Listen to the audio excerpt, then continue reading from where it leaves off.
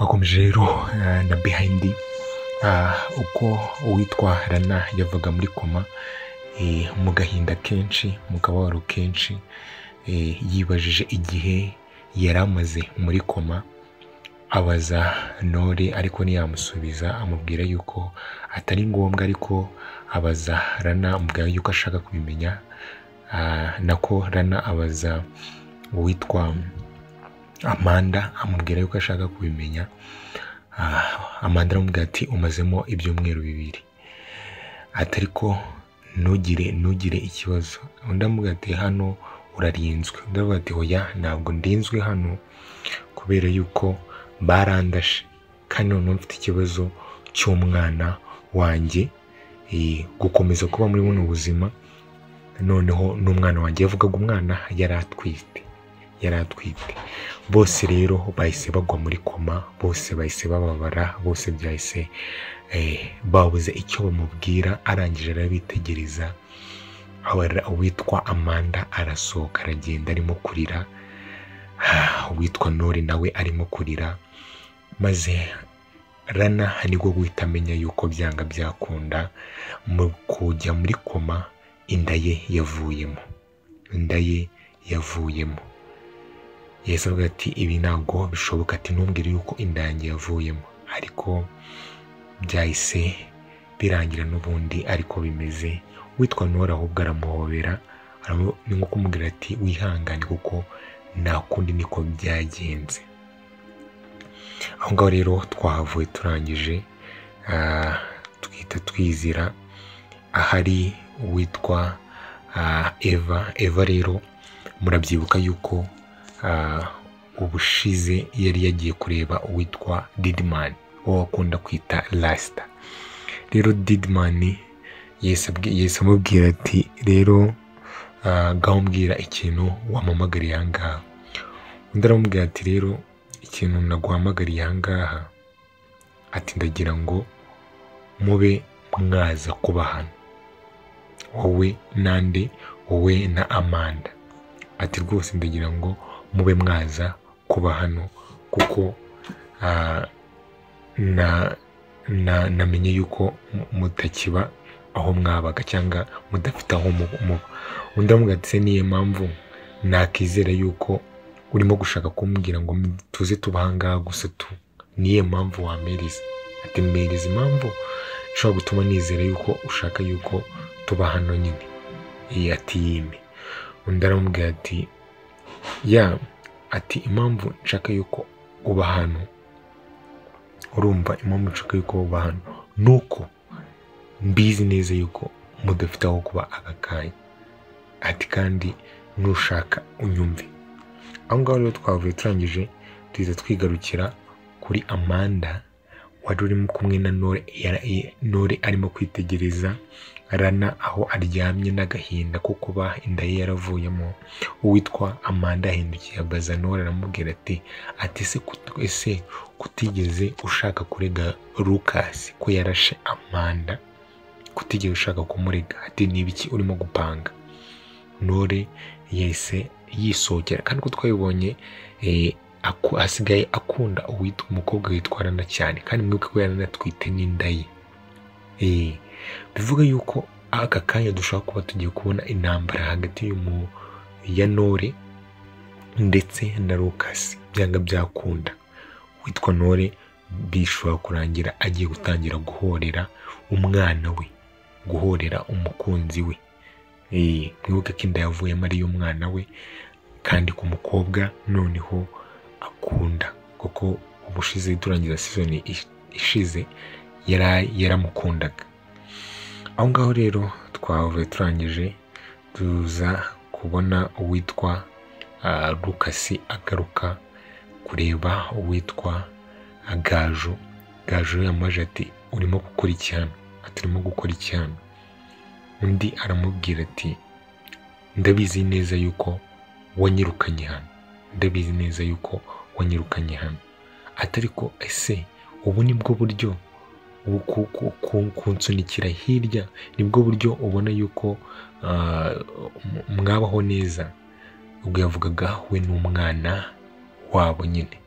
witwa Gaju yamubwiye ati nawe urabizi, urabizi neza nimba kuko udukunda njyewe n'umwana wawe wagakwiye kuba urimo kujya hirya kuko wowe uzana ibibazo gusa. Urabizi neza yuko ejo bundi bari bamfatiyeho imbunda. Ibaze noneho iyo banyica. Undi yamubwira oya ntabwo uri kukwica, barimo kugukanga gusa. Urabizi neza yuko bari barimo kunkanga. Yego ndabizi neza yuko bari barimo kugukanga. Arangira amubwira se noneho ibaze none iyo Brianna umwana wacu yaza kuba ari hano, nawe bari kumubwira yuko atari batashaka kunyica, bari barimo kunkanga. Ako kanya witwa Lucas yesabura ikintu avuga, nyine urumva hari hajemo ibijyanye n'umwana. Twese rero tuva aho ngaho turangije twibonera uwitwa Rana yari yageze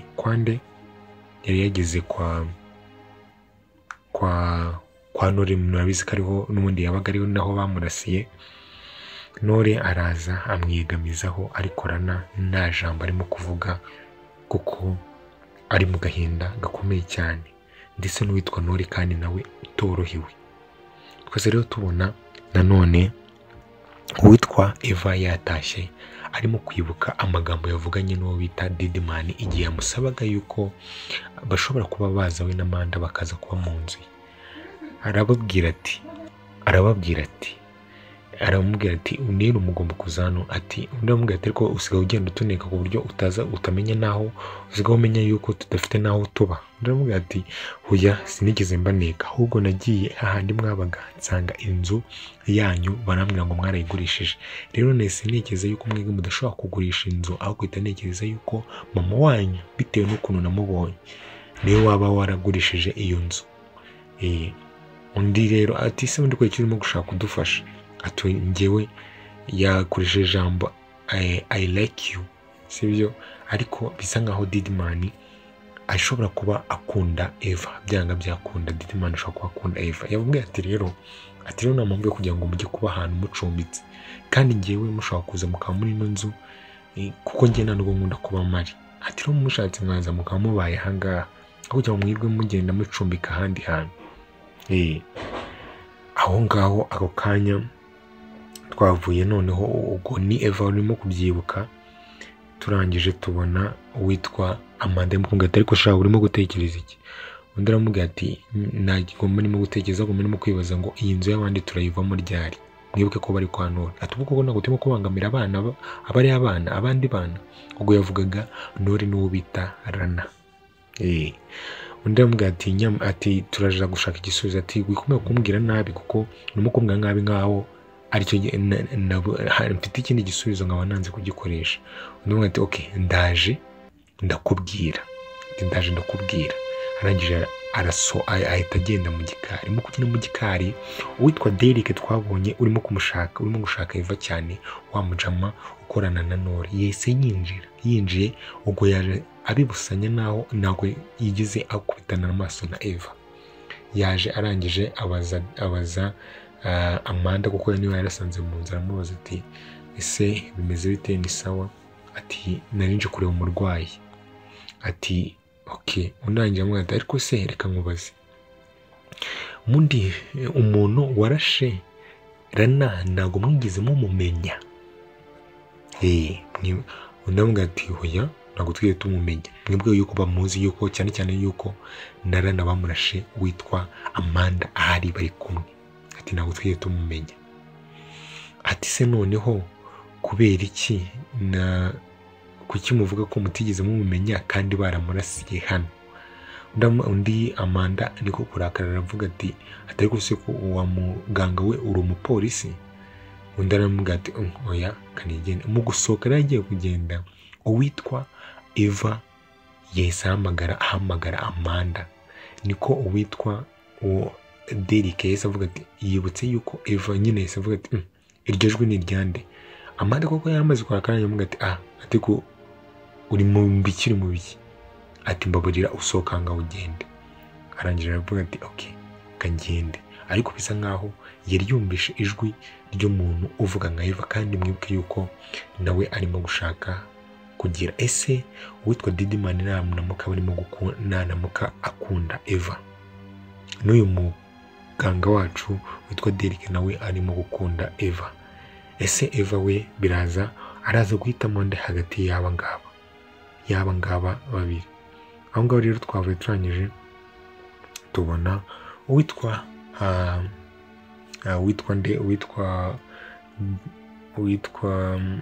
Nore ndetse na Rana.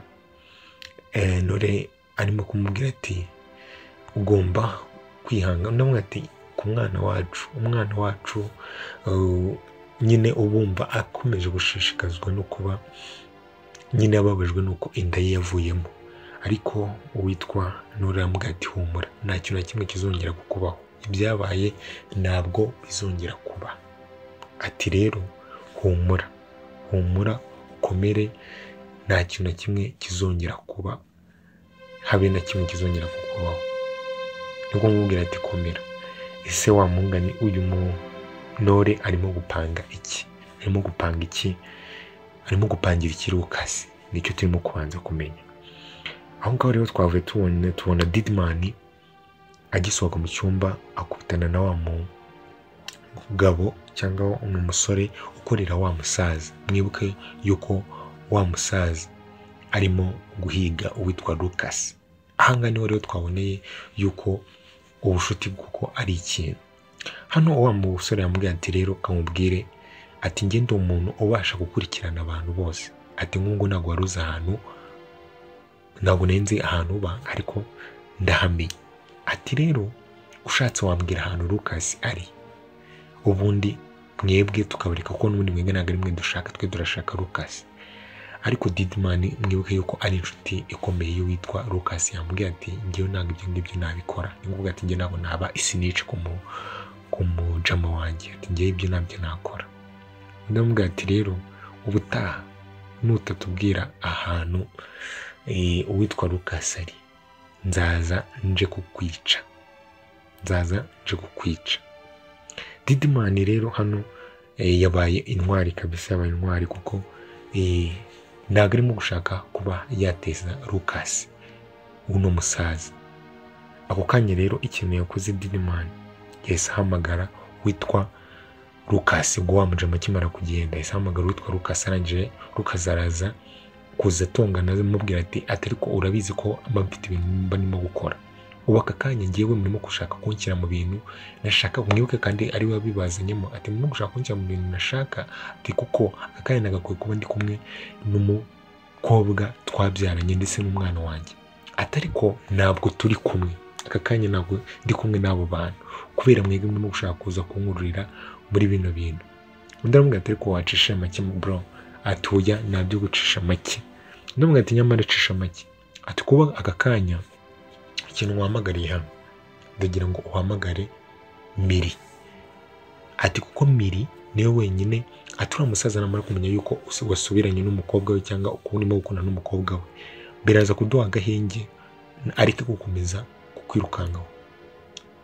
Undi aramureba ntiyamusubiza, aramubwira ati rero nutabikora biraza gutuma ngiye gukora ikintu kibi. Ati kuko bro nawe ngiye nshaka kugutanga. Ati ni ngombwa ati wibuke ko ari we umuntu barimo gushaka. Ati rero nubyanga biraza kurangira mvuze ahantu uri. Ako kanya bisa nkaho uwitwa Didman adashaka gutanga uwitwa Lucas. Rero ako kanya uwitwa Lucas yahise agira ubwoba, ahita ajya kureba Gaju. Agiye kumureba nimba nta kibazo afite. Aramubwira ati Gaju nta kibazo ufite? Ati se iki kibazo? Ati se babicanyi bawe ari iki? Ati uvuye gukora iki? Akunda kumwita Rugamba. Ati ndagira ngo mbaze nimba nta kibazo ufite, nimba umeze neza. Urumva ubona nyine asa nkaho atifuza yuko hari ikintu cyayi kibi cyagera kuri Gaju. Gusa ikintu cyonyine gishoboka yuko Lucas ashobora gukora nuko agiye gufata umwanya akajya kuba yashaka uburyo ahangana na bino bibazo bye, akabanza akabahangana nabyo, nimba ari no kuba yabasha kuba yafungisha cyangwa kuba yafungisha uriya mugabo urimo kubagendaho, ndetse nawe ko buriya Lucas nawe yakoze ibintu bikomeye ibyo kuba yararashe umuntu. Ibyo byose bikamanza bikavaho kuko hano hagiye kuba intambara y'abantu barimo kumuhiga benshi. Hari uriya mugabo ndetse hakaba hari nande n'uwitwa Ntore nawe ugiye kumuzira. Rero aka kanya inshuti ze zihari ni Didman ndetse na wa musore. Natabifashisha ngo bamufashe kurwana ino ntambara biraza kumugendekera nabi uwitwa Lucas. Ese ubundi nanone uwitwa Frank twaherutse afatwa na Lucas we aherereye bimeze bite ibye? Aho ngaho rero twavuye turangije tuza tubona uwitwa Amanda ndetse na Eva bageze kwa Didman. Ese bo baraza kuba kwa Didman? Biraza gukunda yuko bari buze kuba kwa Didman?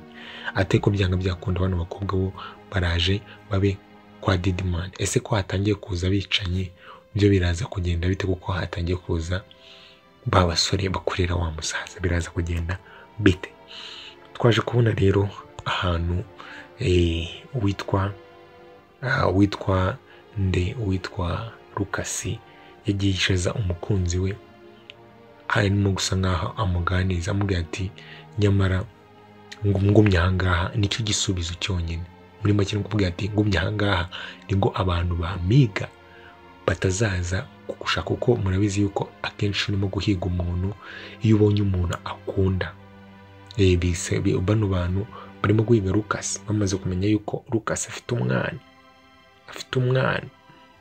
bamaze kumenya yuko Lucas afite umwana ndetse afite n'umukobwa bakundana, nibo bantu yaheraho bigatuma uwitwa Lucas yitanga. Bityo rero yamubwira ati turi kumwe nibyo byonyine waba uri safe, nibwo waba uri safe. Ako kanya rero uwitwa Gaju yarebye kuri telefone, bisa nkaho ari foto bari bamwoherereje cyangwa video, arangije arikanga aravuga ati Luka, kubera iki Didman amfite Brianna, nyine afite umukobwa wacu cyangwa afite umwana wacu? Uwitwa Lucas yahise agira ubwoba, arangije ahita afata telefone, arangije areba kuri telefone abona koko nibyo. Ese Didman yagiye kuba yafata umwana wa Lucas kugira ngo abashe kuba Lucas noneho yakemera ibyo arimo kumusaba? Kuko nagashaka ko Lucas ajya muri bino bibazo. Ese niye mpamvu uwitwa Didman yaba agiye kuba yafata umwana wa Lucas? Biraza kugenda bite? Ciao mukomeze mugire byiza, bibutse gukanda subscribe kugira ngo mujye mubona notification ngo dusohoye video. Ciao mukomeze mugire ibi byiza.